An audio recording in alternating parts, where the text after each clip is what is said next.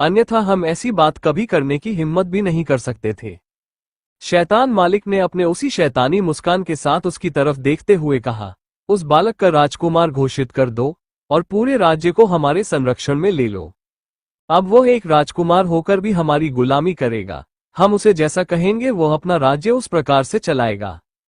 फिर शैतान मालिक बिना उसकी की तरफ देखे अपने कक्ष से निकलकर अपने सभा की ओर चला जाता है। उनके जाने के बाद पुरुषोत्तम धम्म से बैठ है और एक लंबी सांस लेता है और खुद में ही बड़बड़ाते हुए, इतनी बेरहमी के साथ किसी को मारना ये तो मेरे मालिक ही कर सकते हैं।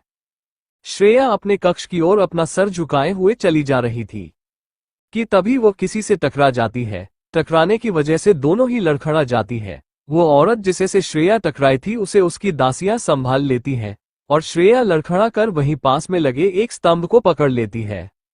वो औरत गुस्से से चिल्लाने ही वाली थी तब उसकी श्रेया पर पड़ी, जिसे देखते ही उसके चेहरे पर कुटिलता भरी मुस्कान आ गई।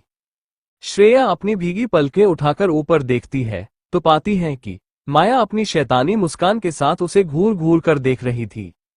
श्रेया ने एक बार उसकी तरफ देखा और कहा, माफ कीजिएगा, और उसके बगल से निकलने लगी। तभी एक दासी निकलकर उसका रास्ता रोक लेती है।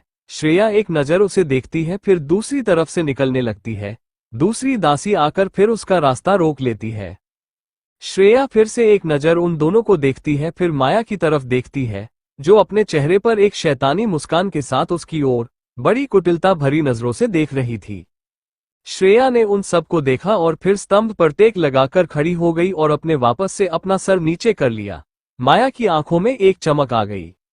माया की आंखों में इस समय एक चमक थी और होठों पर शैतानी मुस्कान। श्रेया ने उन सबको एक बार गौर से देखा, फिर स्तंभ पर टेक लगाकर खड़ी हो गई और अपना सर नीचे कर लिया।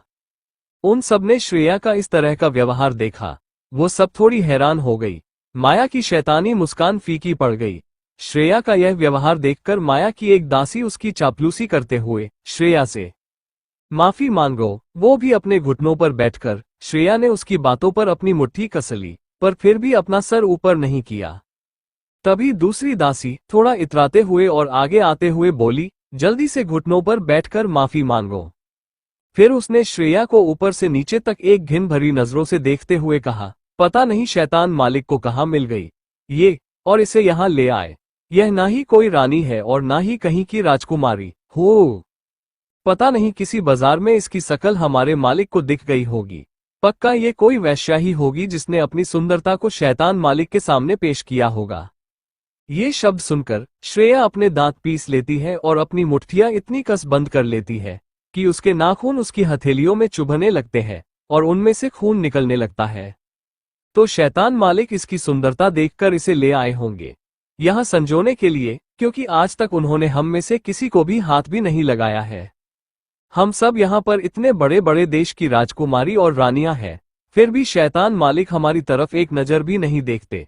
इसे तो सिर्फ नौकर बनाने के लिए ही लाए होंगे। ये सुनकर वहां मौजूद सभी औरतें मुंह दबाकर हंसने लगी। चल अब जल्दी से हमारी मालकिन के सामने घुटने टेक। तुम्हारी औकात ही है हम सब के सामने सिर झुकाकर गुलामी करने की। उसकी बात सुनकर श्रेया के कानों कई लोगों की हंसी गूंजने लगी। उसने अपनी आंखें कस के बंद कर ली। उसके हाथों से खून बहकर नीचे गिरने लगा। माया ने अपनी दासी को इशारा किया और उसने एक जोरदार तमाचा श्रेया के गालों पर जड़ दिया। माया के चेहरे की मुस्कान और बढ़ गई। जोरदार तमाचे के कारण श्रेया का चेहरा एक तरफ झुक गया। उसके गालों पर आंसू लुढ़क गए। उसका पूरा चेहरा लाल हो गया। अब श्रेया ने अपनी मुट्ठी खोल दी और अपनी आंखें बंद किए हुए ही अपनी जीभ को मुंह के अंदर से अपने उसी गाल पर चलाने लगी। उसका चेहरा अभी भी एक तरफ को झुका हुआ था। उसके बाएं हाथ से खून टपककर जमीन पर गिर रहा था। वो अपने दाएं हाथ को उठाकर उस गाल को अपनी उंगलियों से सहलाने लगी। जब दासी देखती है कि वो अब भी कुछ नहीं बोल रही है तो वो अपना दूसरा हाथ उठाती है उसे मारने के लिए, पर उसका हाथ हवा में ही रह जाता है। जब दासी को किसी के हाथों की पकड़ अपनी कलाई पर महसूस होती है तो वो श्रेया की तरफ हैरानी से देखती है। श्रेया इस समय अपने हाथ से बार बार अपने नाक को सहला रही थी। श्रेया ने बिना देखे, बिना अपना सिर घुमाए ही उसके हाथों को पकड़ लिया था। श्रेया ने अपनी आंखें खोली और अपना सिर घुमाकर उस दासी की तरफ देखा तो वो दासी डर से कांप गई। उसने कदम लड़खड़ा गए। क्योंकि इस समय श्रेया बहुत ही खतरनाक लग रही थी। उसकी आंखें पूरी तरह से लाल हो चुकी थी, जैसे अभी किसी का कत्ल कर देगी। उसका पूरा चेहरा और पूरा शरीर गुस्से से कांप रहा था। उसने अपने जबड़े कसकर भींच रखे थे। उसने उस दासी की कलाई इतनी जोरों से दबा रखी थी कि वो दासी दर्द से छटपटाने लगी। श्रेया का इतना खतरनाक रूप देखकर वहां खड़ी सभी महिलाएं भयभीत हो गई। उन सभी के चेहरे के रंग उड़ गए। वहां पर बहस होता देख बाकी सारी औरतें भी वहां पर एकत्रित हो गई। केतकी देवी भीड़ जमा देखकर देखने के लिए आ गई। उन्होंने जब श्रेया को देखा तो उनके होश उड़ गए। वो अपनी जगह पर स्तब्ध खड़ी रह गई। उन्हें विश्वास ही नहीं हो रहा था। दासी ने हिम्मत दिखाते हुए घमंड से कहा, तुम्हारी हिम्मत कैसे हुई हमारा हाथ रोकने की? तुम 2 कौड़ी की बाजारू औरत। वो इससे आगे और भी कुछ बोल पाती। श्रेया एक झटके से उसकी गर्दन पकड़कर स्तंभ से सटा देती है और उसके हाथ को खंबे के पीछे मोड़ देती है, जिससे कट से एक हड्डी टूटने की आवाज आती है और वहां पर उस दासी एक जोरदार चीख गूंज उठती है। वहां खड़े सभी लोग अपने डर और हैरानी से अपने कदम पीछे ले लेते हैं और कुछ तो जमीन पर ही गिर जाते हैं। माया बस उसे अपनी हैरान भरी नजरों से देखते हुए एक जगह जमकर खड़ी हुई थी। उसे मानो कोई होश ही नहीं हो। माया का पूरा चेहरा सफेद पड़ गया। आंखों में डर साफ साफ दिखाई दे रहा था। दासी जोर जोर से चीखने लगी। श्रेया उसका गला कसकर दबाते हुए अपने जबड़े को भींचकर अपनी एक उंगली अपने मुंह पर रखते हुए, शश, शोर नहीं, बिल्कुल शोर नहीं। दासी अपनी आंसू भरी नजरों से श्रेया की तरफ देख रही थी, जो इस समय किसी पागल की तरह लग रही थी, जो कुछ भी कर सकती थी। उसे अब श्रेया से बहुत डर लग रहा था। उसने एकदम से अपना मुंह बंद कर लिया। श्रेया ने अब भी उसका गला कसकर दबा रखा था, जिससे उसकी सांसें फूलने लगी। फिर भी वो डर के मारे एक भी आवाज नहीं निकल पा रही थी। श्रेया के हाथों का खून उसके गालों गर्दन पर फैल रहा था। वहां पर खड़े सभी लोग ये दृश्य देखकर कांपने लगे। केतकी देवी ने अपनी सांसें ही रोक रखी थी। माया तो बस मूर्ति बनकर खड़ी हुई थी। वहां पर खड़े नौकर और दास दासी उसका ये रूप देखकर सदमे में ही चले गए। कोई स्त्री इतनी क्रूर कैसे हो सकती है? वो दासी अपने एक हाथ से अपना गला छुड़ाने की कोशिश कर रही थी। उसका दूसरा हाथ की कलाई बुरी तरह से झूल रही थी। माया सबसे पहले होश में आई। उसने अपनी तेज आवाज में घबराते हुए कहा, ए लड़की, क्या कर रही है? छोड़ उसे, वो मर जाएगी। श्रेया ने एक बार उस लड़की की तरफ देखा, फिर माया की तरफ। उसने उसे छोड़ दिया और वह दासी सरकते हुए जमीन पर बैठ गई और अपना गला पकड़कर जोर जोर से सांसें लेने लगी।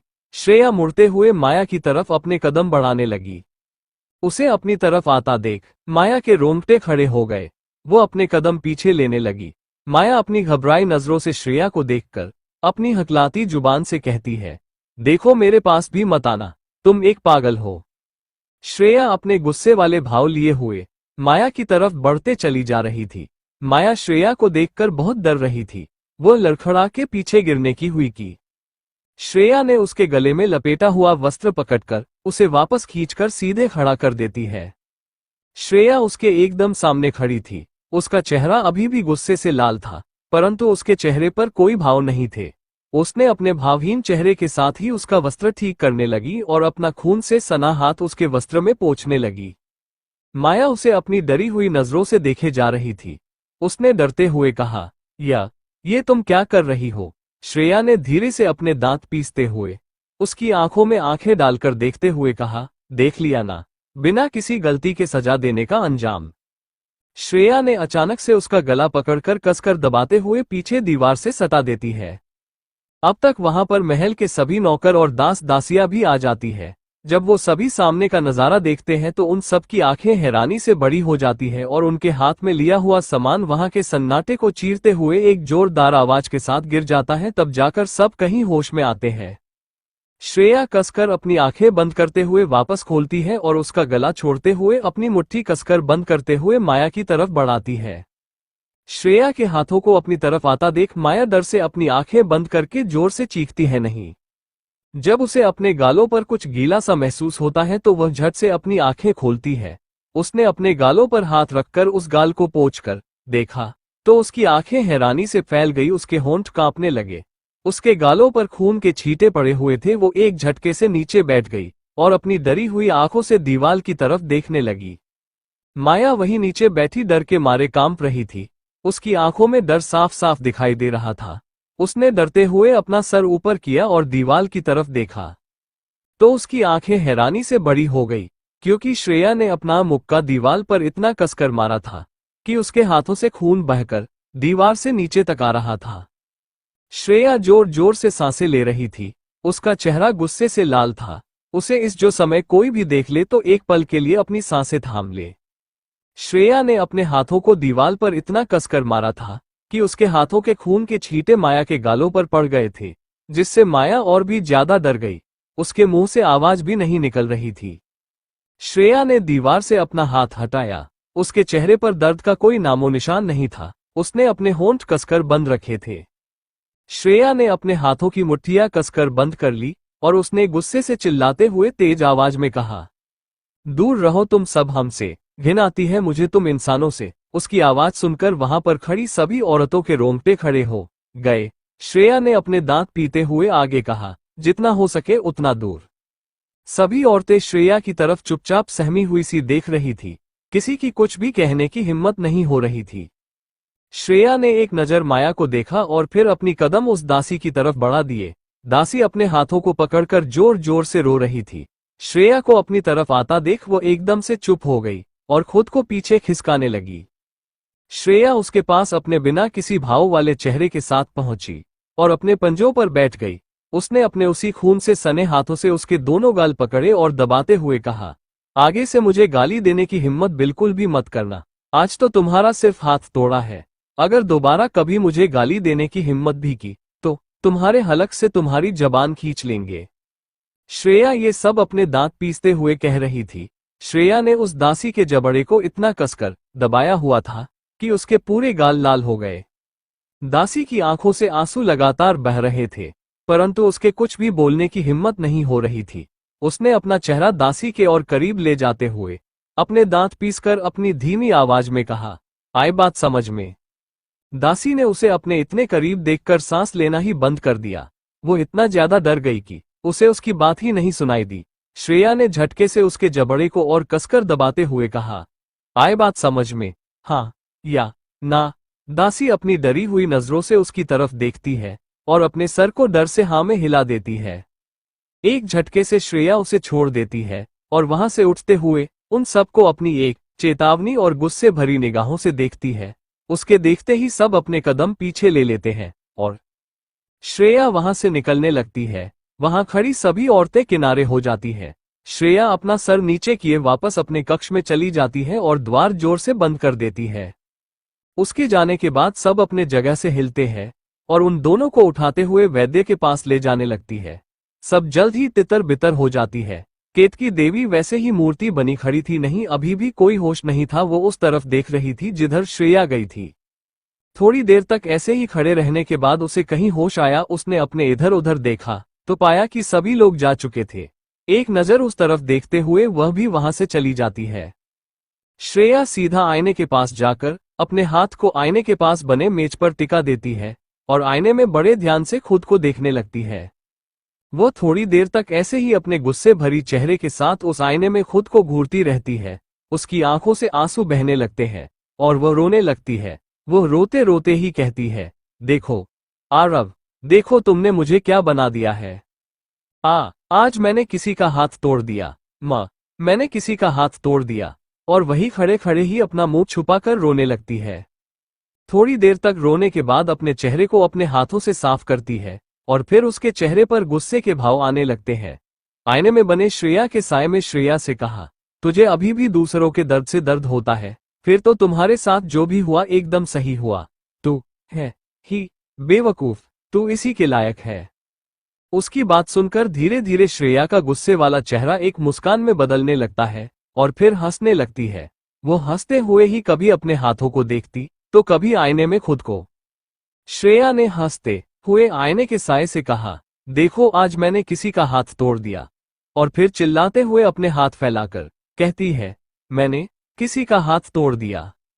और वहां पर रखे हुए गुलदस्ते में से फूल निकालकर फूल की पंखुड़ियों को एक एक कर तोड़ते हुए हवा में उछालने लगी।